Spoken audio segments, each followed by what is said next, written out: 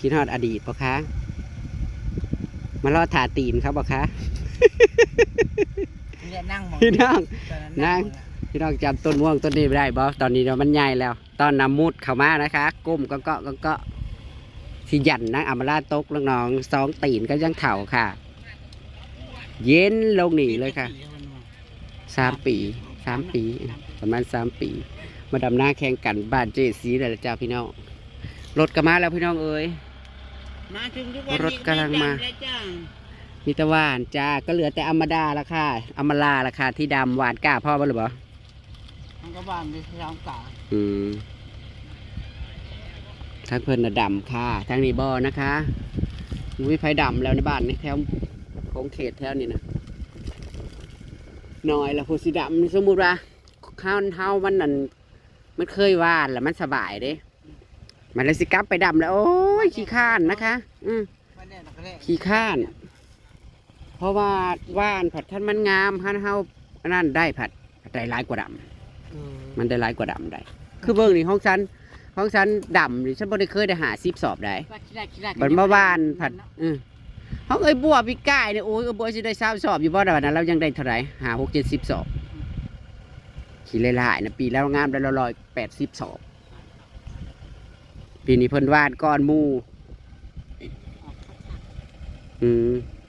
ว่าเพิ่นได้วาดออกก้อนเข้าข้างได้เรื่องเข้าบุกเจนะกะมันหักแห้งขึ้นนั่นนี่แล้วฝนมาตกใส่มื้อนี้ปัดฮ้อนพี่น้องเอ้ยอากาศนะมึงอยากตกบ่แต่ว่าตกปีนี้บ่คือปีนั้นได้นำเต็มน้องได้เฮ้ยปีนี้เพราะว่ากากว่างก็ได้ผู้นำครับฝนตกมา525กับมันบ่ได้ข้อสีบ่จะหักค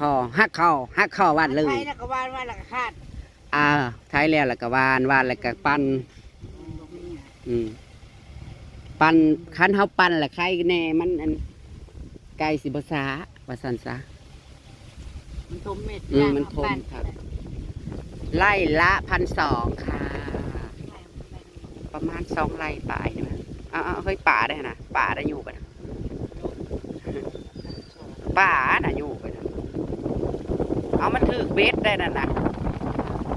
ป่าถือเบสมาเอาเบสเนี่ยโอ้นั่นเบสฉันว่าน่าไปพูดเบสอย่างเบสป้อมเบสคันเราใส่น่ะเบสป้อมนั่นถ้าเบิ้งมันวูดไปมันบ่ได้มันนำไรไม่สิเป็นแบบนั้นป่าดันดึงไปน้องจะเลิกอยู่ไหมเนาะยังเลิกอยู่ได้ในโลกไปนะเพียงแอวพอได้เนี่ยฮันเด้ขั้นเป็นว่าอันนั้นสั้นกับเฮ็ดจนสุดพุ่นนะเสียดายอยู่ประเทศจนสุดนองสุดแดนมันสิเข่าป่าใหม่เลยเฮ้ยไว้หูหนาเหมือนในป่าเดี๋ยวมันมาแล้วเอาลงวางลุ่มให้มันก้อเสือกให้มันเอาลงก้อเสือก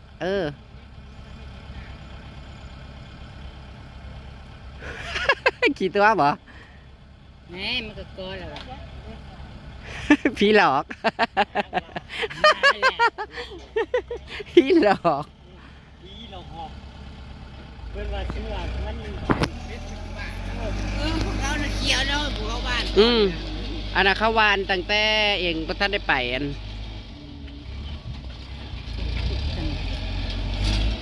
ประตูปิดไว้อยู่เพราะประตูหัวเฮือนงัวที่ออกปิดแต่ประตูหัวเฮือนไว้ก็พอรถเกินบักถึงวันนี้หมกม่วงต้นนี่มันเหลือแต่อยู่ขางข้างนี่หมากง่ายกับมีได้ผม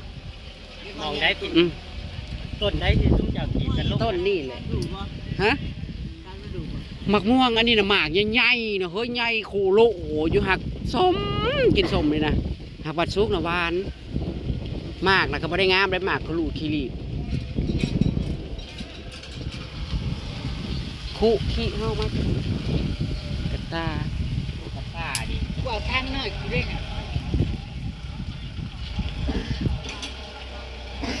เบิ่งลูกเขาเนี่ยห้องทอนว่ามันยังอยู่ดิเพิ่งเทียงเอาลงมาใส่อย่ามาบอกพอ จักอยู่รถเข็นผู้ประจักกระสอบข่าวสอบหนึงในเที่ยงน่ะ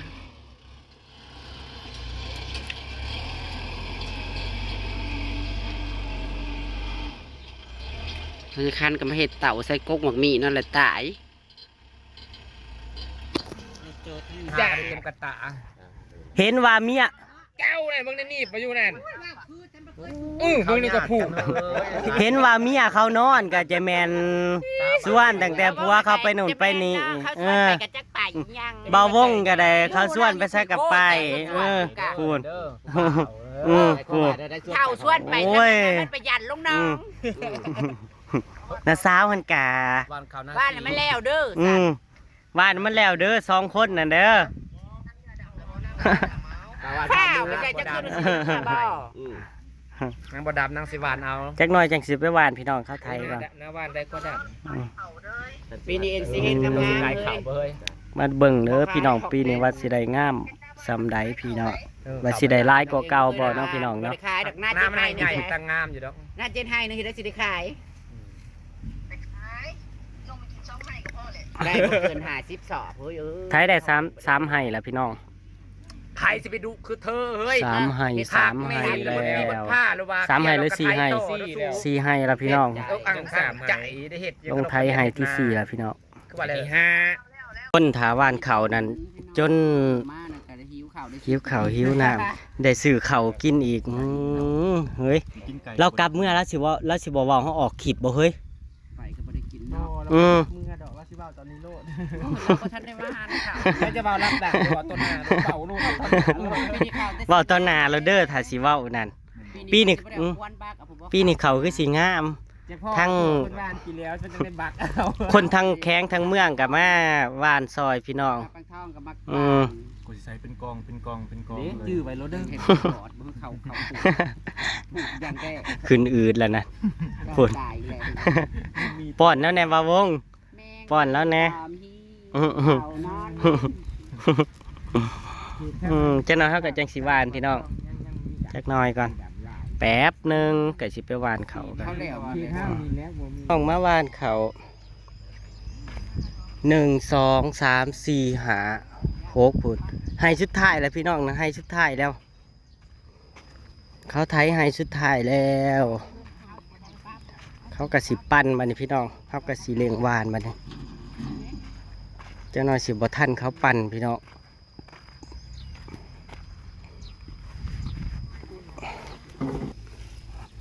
อ้าวงามๆแล้วจ้างามๆนะจ๊ะปีนี้ ว้ายหมอนี่อย่าหยกนี่ จะเสร็จยังไงจ้ะ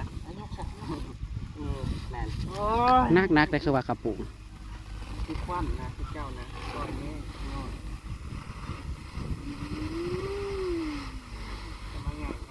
ปีนี้ห้าวสิแล้วก้อนหมูได้พี่น้องเอ้ย สิได้ไปหาซอยหมูบาทดิเพราะว่าปีนี้ใส่ข้าวดอกถึงว่าสิบ้านตำล้างหมูแต่ก็สิแล้วก้อนหมูเด้อจ้า ปีนี้เด้อ จ้าจะสิเกี่ยวมานั่นดูปีนี้ฉันบ่จ้างไว้นะฉันบ่จ้างรถเกี่ยวแล้วฉัน เหรอ รู้ ลาบบ่ ฉันรู้ ลาบแล้วขน้อยลาบแล้วเอาบ้านรถผุละให้โอ้ยตำล้างกันน้องแนงไปหน้าเอา อีดำไปก่อนบักดอนน้ำหลัง ทางใจ มาเรามาเรียนรู้วัน ปีหน้าก็จังสิได้บ้านเนาะ ออกเมื่อไหร่ก็เฮ็ดแยกแต่ว่าเฮ้ย กับแม่เฮ้ยลองแยกเบิ่งโลดเอ้าข้าวงามโลด ไปห่อยังก็แยกพวก เนาะ แบ่งให้ เท่าแล้วยังสิไปอุ่นอั่วอยู่กับครอบครัวอยู่บ่ แม่ก็แบ่งให้แล้วนะบ่ได้ก็แต่อยากก็โลดจะแบ่งครอบแบ่งครัวแต่ว่าแต่กูปีนี้เขายังปล่อยให้เฮ็ดอัน2คนได้นี่นะเฮ้ยหักใคร มีลูกมีผัวนะ อืม ต้องเผาได้นี่ได้ นะ2เท่าได้เฮ้ย รถก็มีให้ มันยาก ผ่านเลยเกิด เงินก็บ่ได้อึดแต่อยากกระจ้างหรอกว่า จำหน้าปัดแม่หัน ที่มากบเงยเจ็บหลังปวดแอวอยู่ ซื้อกินเท่าปลอดภัยเอาไว้ที่รักที่รักเก็บไปเก็บรับนี่ ถอดถุงมือนั่นมันสิติดบ่เอา เจ้าน่ะเอาคู่ใหญ่แพงผัว อันใหญ่ เออ คุณมดลูกย้อนใช่ไหม บ้านให้ได้ดิ เอาแต่เจ้าคู่อันเดียวนั่นแหละลีลาเนี่ยบ้านต้องลีลา เห็นอะไรลีลามีลีลาแน่บ่แม่นว่าจึกเข้าไปแล้วนำอย่างเดียวมีลีลาแน่ ลีลาเลย เออ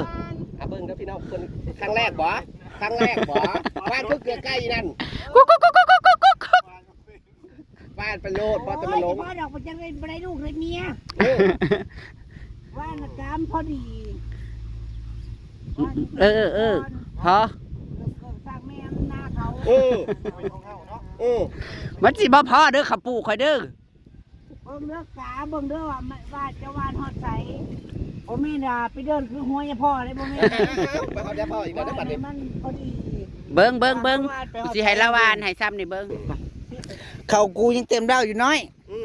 บ่ก็ไปเอาได้บ่ นี่เบิ่ง เอาล้ำเดียวพอเลยเน้นๆแถวนู้น บ่แม่นว่าว่านไปฮอดบ่ได้ไปจื้อหมองตัวเองว่านไปฮอดบ่ได้ได บ้านจะเดินแถวแคมป์น่ะเด้อ ว่านพาดขึ้นรถแถวคันนาน่ะเขามันหลายอยู่มันบ่พอใช้มือเอาอยู่เฮือน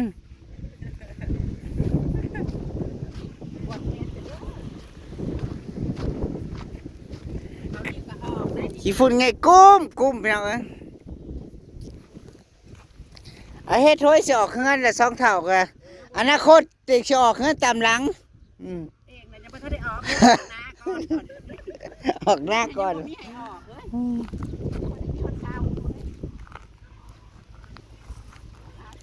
ว่านกับพอดีพี่น้อง นี่ประมาณนี้กับบ่ห่างกับบ่ที่ ปีนี้ซ้ำข่าวงามพี่น้องเอ้ย ก็สิห่างก็ว่านกะ ไปขับไปขอออกกับมาหวานซอย ว้าวถ้าบักทองมาว่านชอยปีนี้คิดว่ามันสิงามมื้อสิบ่เกิด ก็เป็นตา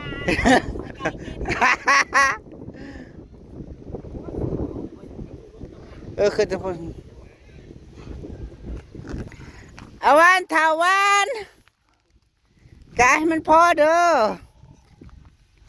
ครั้งแรกของปีบ่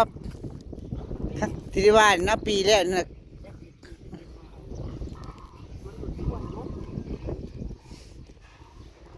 มันทวนลม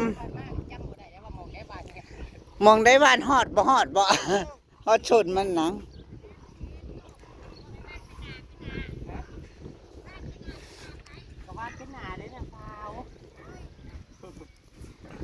อย่ามาบอกอย่ามาออกคำสั่ง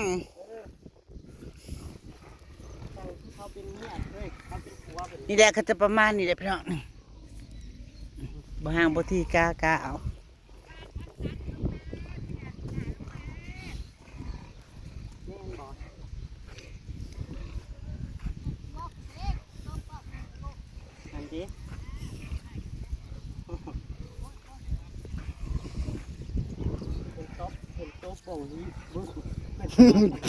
โอ้ยบ่เชี่ยวก็ได้สิตับบ้อง มันโต๊ะกล่องหูข่อยเพิ่นข่อยจับเป็นสีมือที่เผือ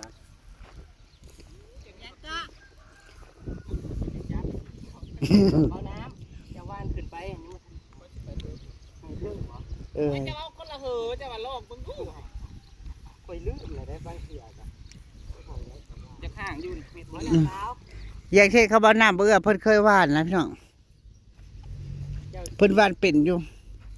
ส่วนนางก็บ่เคยว่าน จับจะสีเสาสีแรง โอ้ยติดเรื่องซะเนาะช่องตัวเองนี่น่ะ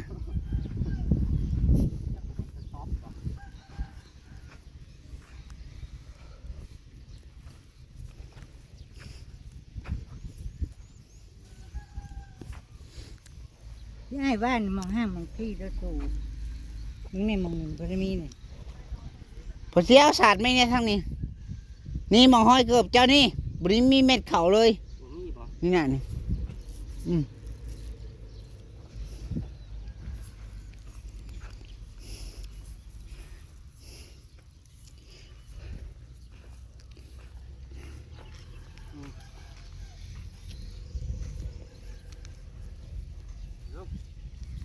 เป็นจังได้จะสิออกจังได้ ถ้าเบิ่งเด้อพี่น้องจื้อเด้อให้พอเสี่ยวหวานนี่ให้ผัวนางหวาน ให้บ่เสือจับมะพร้าว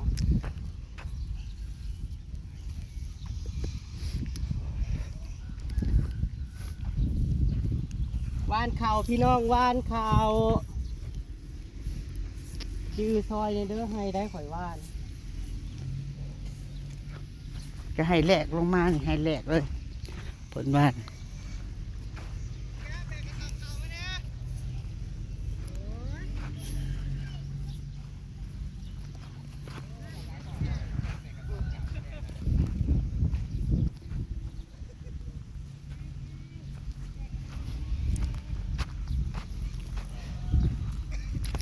แป๊บเดียวก็สิแล้วเลยพี่น้องเอ้ยแป๊บเดียวสิแล้วให้แล้วขออนุญาตเป็นมือกล้องให้เจสีเด้อพี่น้องพลวันเขาจ้าพยักได้ปล่อยก็ปล่อยนางเด้อจ้า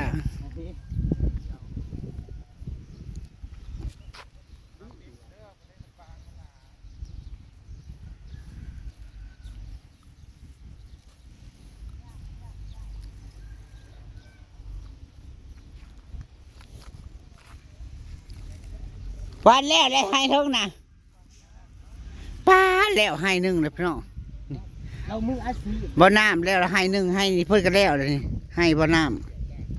บ่อน้ำนะ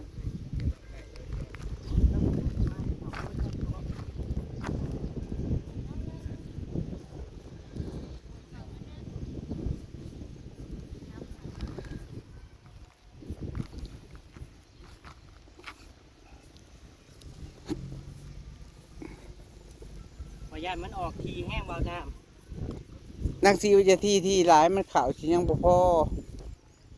หังกะวานให้แล้วให้เดี๋ยวเข่าไปสิเบิด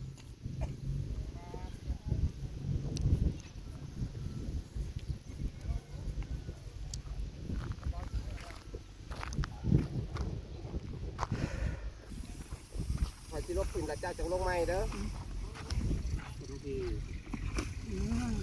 หุบเอาไหมนะพ่อเจ้าหุบเอาวานลงให้นา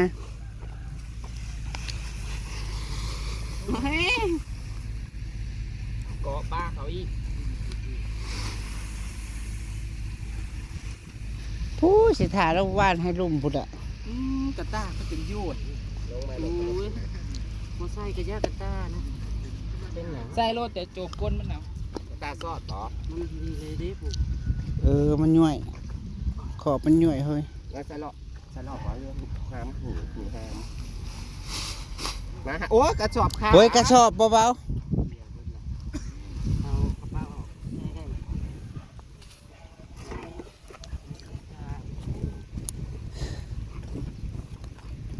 เอาสู้ๆโอ้ ๆ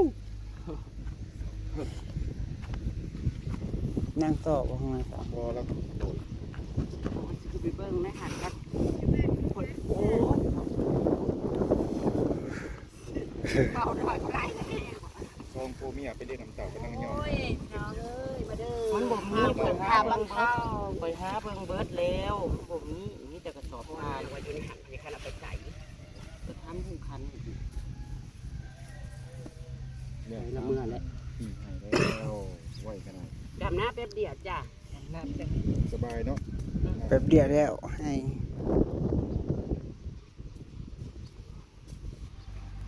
บ่วงจะไทยน้อยให้นายเจ้าใหญ่กว่านี้บ่ เดี๋ยวหลังจากนี้ เพราะว่าอันนี้มาเฮ็ดให้เทิงน่ะ3ให้แต่ให้1อีก2ให้ ก่อนยังเป็นหน้ากระเจ้าปาดปัดเอง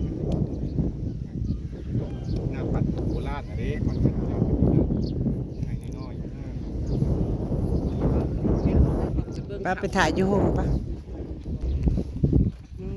เว้าให้หมู่นะพี่น้องอีตุนนางแน่ น่าสงสาร ให้เกียรติผมยาวๆนางแน่ เอาผมยาวเหมือนป้าแต่หน้าเหมือนลุง เจ้าต้องบอกว่ายางแต่โต พอยาวกันพี่น้องว่าอยู่ว่าผัวจ้าจะนายไปทำไมมาบงไม่พูดไม่เกียรติมาลาเลยมันจ้า น่าสงสาร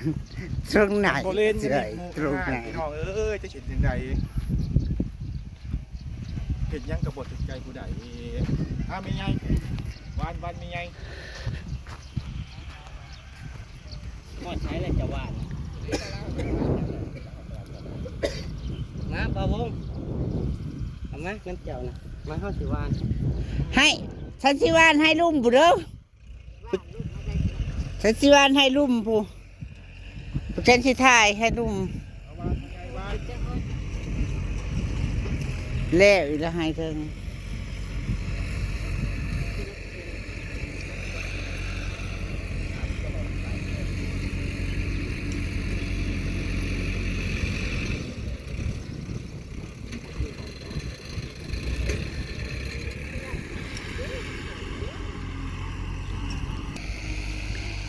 แล้วแป๊บเดียวแล้วพี่น้องเอ้ยของเอื้อยชุบนแล้วของเอ้ยนี่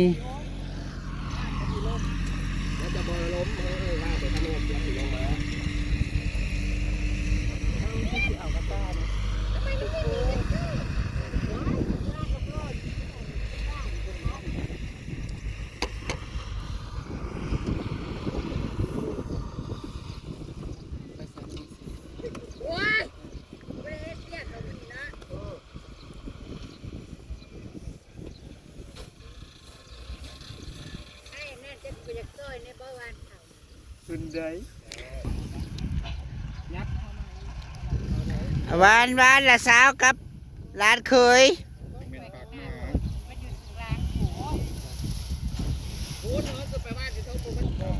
สักดุมหยอดบ่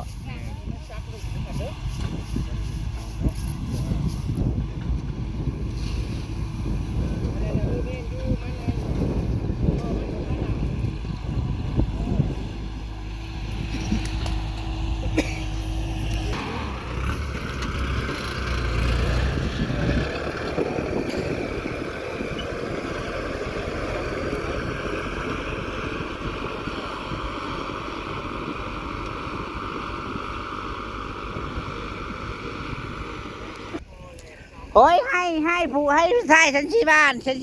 เองเด้อคนจ่อไว้ว่าสิออกคือ จ่อ กระเด็ดอยู่เลยนู่นลงเลย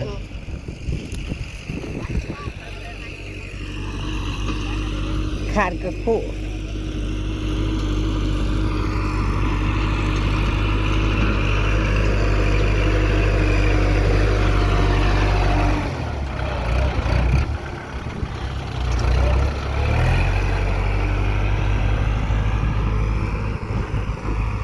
ว้าว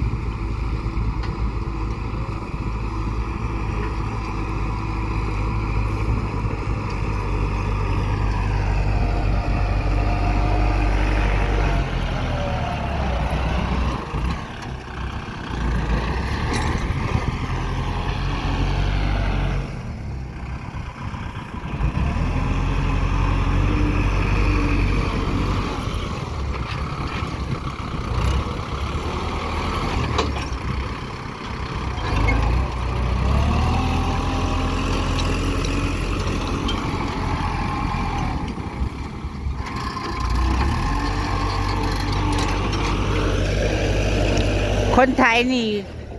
เป็นคนไทยพี่น้องเขามาได้ลูกได้เมียอยู่พี่มันได้ลูกได้เมียอยู่พี่ถ้า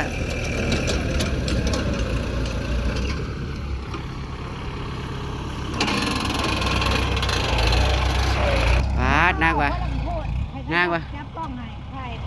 นางสีบ้าน2 คนนางสิบ่ปลูกนางบ่ปลูกต้นรากเลยได้นางสิปลูกต้นข้าวนางว่านางสิขอหวานให้นี่พี่น้องค่ะ3 กินเลย มีคณะแก่เขานั่นนี่ก็ดี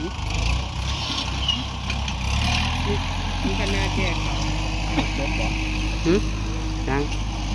พิ่นอยากอันได้อันหยังก็เฮ้ยเขาเอิ้นหยังสักขีพิญญา สักทีอีกแล้ว ดีเด้สิมาวานข้าวอันนี้พระสิว่า ให้นี่นะคะสิว่า2 คน หาเบิ่งแล้วเขาบ่ได้ว่านั่นเด้อยันแล้วไว้ เขาเนี่ยทำเมื่อ นี่ก็ฮู้ ไปไปไปไป ไปเดี๋ยวมันติดมือ อุ้ยว้า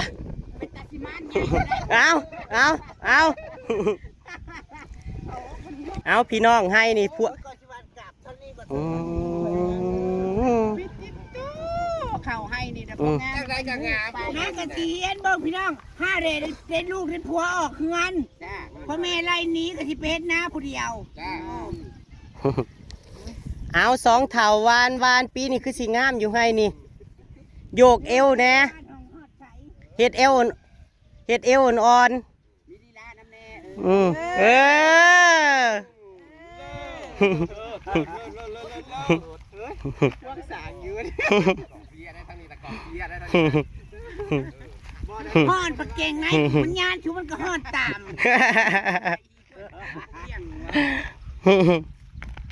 บ้านมันชี้ไก่เลยมันย่างอยู่คือบ้านเขาไก่ลาย อืม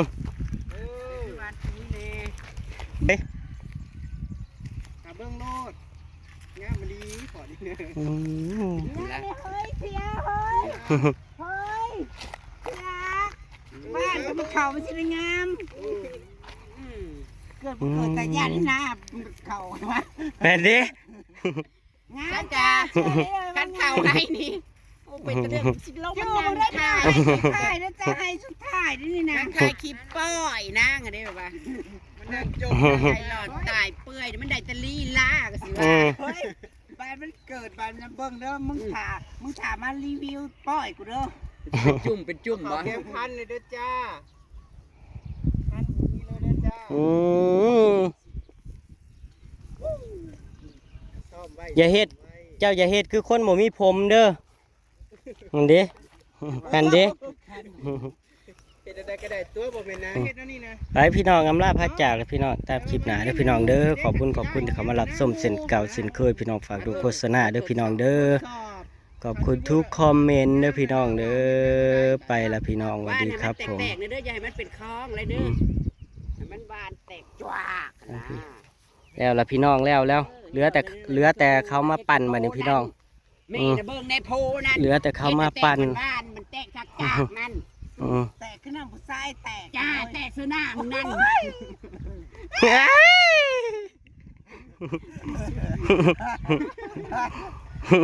ยิวเพราะว่าแตกซื้อหน้าน่ะยิ